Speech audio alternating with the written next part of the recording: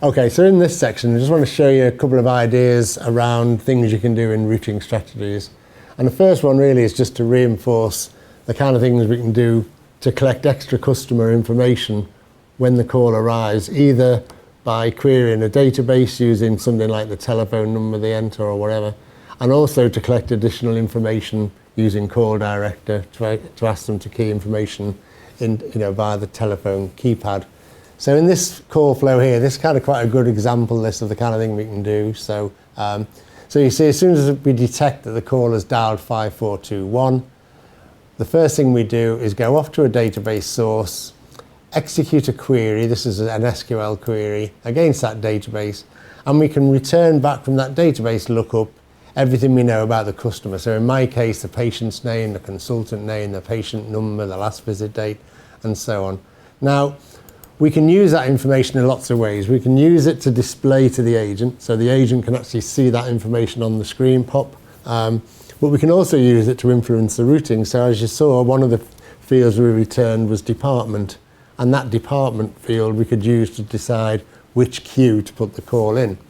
However, there's always a chance that that database lookup will fail. Maybe they called from a telephone number we didn't recognize, or whatever. So what we're doing here is we're checking for a database hit, and if we don't get one, instead we're asking them within Call Director to enter a PIN number or a patient ID or a patient reference number, and we're collecting that as a variable, and we have rules there that says it's got to be 4 digits long, or it's got to be terminated by the hash key or something like that.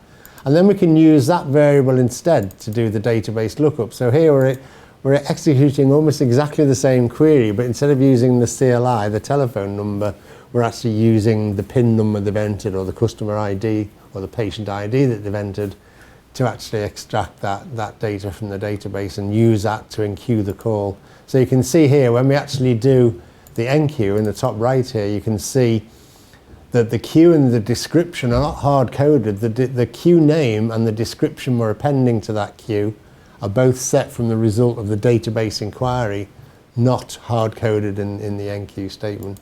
Of course, we always have to have a catch-all, and if both the telephone number and or the PIN fail to get a successful response from the database, then we can just, for example, hit them with a normal auto-attendant menu, press 1 for this, press 2 for that. So that's quite simple in its operation. Let's just show you that working. So we put a call in on 5421, the call is delivered to the agent, and you can actually see down the bottom here, that information from that database strip, the patient name, consultant name, patient number, status, last visit date, is all actually displayed to the agent, and the actual department is actually being used to set the queue. So the queue is being chosen for this call as being outpatients, and the description field is being set to the actual customer or patient name based again on that database lookup.